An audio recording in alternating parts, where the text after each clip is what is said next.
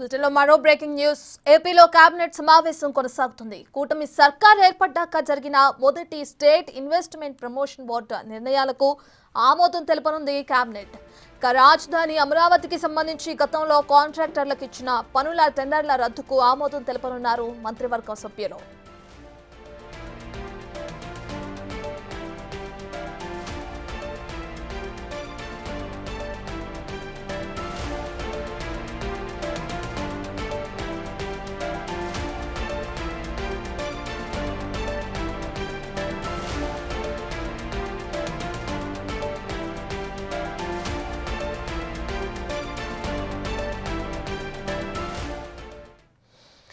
ఏపీలో కేబినెట్ సమావేశం జరుగుతుంది. పూర్తి డీటెయిల్స్ అందించడానికి మా ప్రతినిధి సాయి శంకర్ లైవ్ లో జాయిన్ అవుతున్నారు. రైట్ సాయి, ఇప్పటికే చూసుకుంటే కొత్త టెండర్లకు కూడా అవకాశం కల్పించే ఇదిలో ఉన్నట్లు కూడా తెలుస్తోంది. కూటమి సర్కార్ డీటెయిల్స్ ఏంటి? ఏపీ కేబినెట్ సమావేశం జరుగుతుందనే విధంగా చెప్పచ్చు.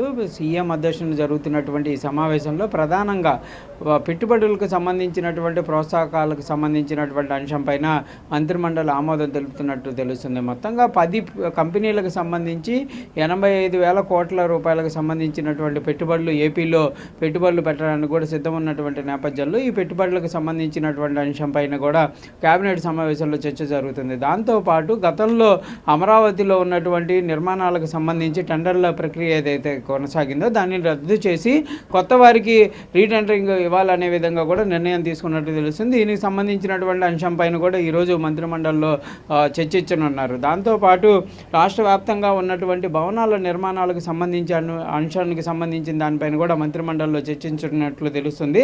అర్బన్ డెవలప్మెంట్ అథారిటీ ఏదైతే ఉందో దాన్ని తొలగించి ఈ నిర్మాణాలు ఏవైతే చేపట్టాలనుకున్నప్పుడు ఆ రీజన్లో ఉన్నటువంటి అంటే ఆ జిల్లాలకు సంబంధించినటువంటి రీజన్లో ఉన్నటువంటి మున్సిపాలిటీలే అనుమతులు ఇచ్చేటటువంటి విధానాన్ని కూడా ఈరోజు మంత్రిమండలికి సంబంధించినటువంటి అంశంలో ప్రవేశపెట్టనున్నారు. దానికి సంబంధించి కూడా చర్చ జరిగి ఆమోదించుకునేటటువంటి పరిస్థితి ఉన్నట్టు తెలుస్తుంది. అదేవిధంగా రాష్ట్ర వ్యాప్తంగా కార్పొరేషన్లకు సంబంధించినటువంటి మున్సిపాలిటీలు కార్పొరేషన్ చైర్మన్లకు సంబంధించి అవిశ్వాస తీర్మానాలకు ఉన్నటువంటి గడువుని తగ్గించేటటువంటి అంశంపైన కూడా కేబినెట్లో చర్చిస్తున్నట్లు తెలుస్తుంది. అదేవిధంగా విశాఖకి విజయవాడకి సంబంధించినటువంటి అంశంలో మెట్రో కారిడార్కి సంబంధించి నిర్మాణంకు సంబంధించినటువంటి అంశం పైన కూడా ఈరోజు కేబినెట్లో కూడా ఆమోదించుకున్నారు. తొలి విడతలో భాగంగా 11,000 కోట్ల రూపాయల వ్యయంతో కూడా మెట్రో రైలు ప్రాజెక్టుకు సంబంధించినటువంటి అంశానికి ప్రతిపాదనలు అయితే ఈ కేబినెట్లో కూడా చర్చించేటటువంటి అవకాశాలు కనిపిస్తున్నాయి. దాంతోపాటు టూరిజం పాలసీ అంటే గతంలో ఏదైతే ఉన్నటువంటి విధానాలకు అనుగుణంగా కాకుండా టూరిజం పాలసీని ప్రతి అసెంబ్లీ నియోజకవర్గంలో కూడా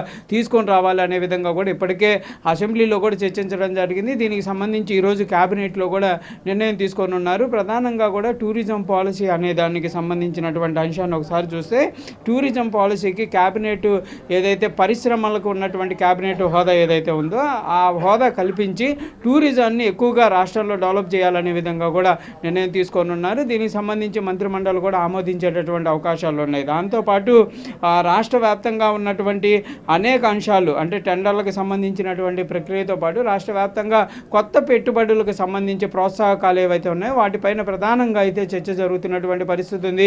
10 కంపెనీలకు సంబంధించి 85,000 కోట్ల రూపాయల పెట్టుబడులు వస్తున్నటువంటి నేపథ్యంలో దీనిపైన మంత్రిమండలిలో కీలకమైనటువంటి చర్చించి దానికి ఆమోదం తెలుపుకునేటటువంటి అవకాశాలు అయితే స్పష్టంగా కనిపిస్తున్నాయి. పెట్టుబడులతో పాటు మెట్రోపాలిటన్కు సంబంధించినటువంటి మెట్రో ప్రాజెక్టుతో పాటు ఏదైతే అర్బన్ అథారిటీకి సంబంధించి రద్దు చేయడంతో పాటు ఈ యొక్క నిర్మాణాలు ఏదైనా చేపట్టాలంటే ఆ రీజన్ పరిధిలో ఉన్నటువంటి జిల్లాలకు సంబంధించినటువంటి వాళ్ళకే అనుమతులు ఇచ్చే విధంగా కూడా చర్యలు ఉండే విధంగా కూడా నిర్ణయం తీసుకునేటటువంటి అవకాశాలు కనిపిస్తున్నాయి. రత్న రైట్ సాయి, అయితే ఇప్పటికే కూటమి ప్రభుత్వం చెప్పిన విధంగా సూపర్ 6 లో భాగంగా మహిళలకి ఉచిత బస్సు సర్వీసును కూడా ఎప్పుడు అమలు చేయాలనే దానికి కూడా సంబంధించి సమావేశంలో చర్చించే అవకాశం కనిపిస్తుందంటారు. దానికి సంబంధించిన డీటెయిల్స్ ఏంటి?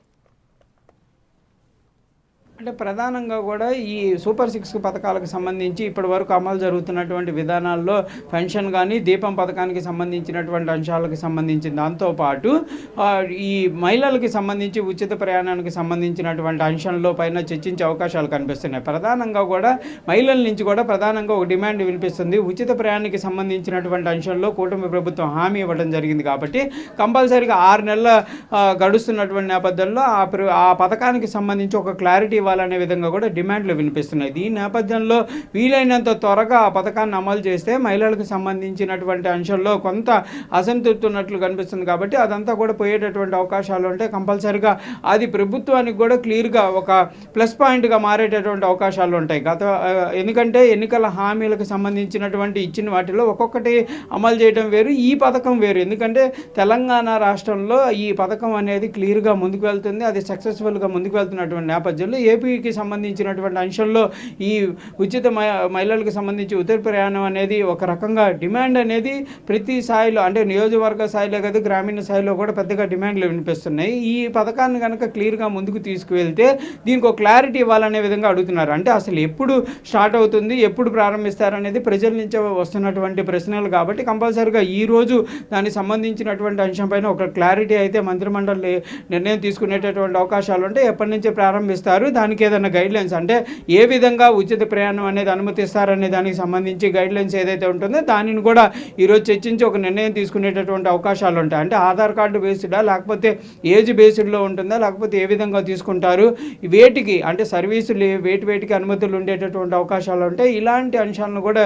ఈరోజు చర్చించే అవకాశాలు కనిపిస్తున్నాయి. దానిపైన ఒక పూర్తి స్థాయి క్లారిటీ అయితే ప్రజలకు ఇవ్వాలనే విధంగా కూడా నిర్ణయం తీసుకునేటటువంటి అవకాశాలు ఉన్నాయి. దానిపైన కూడా చర్చ జరుగుతుంది అనే విధంగా మనకు సమాచారం అందుతుంది. Right, thank you Sai Shankar.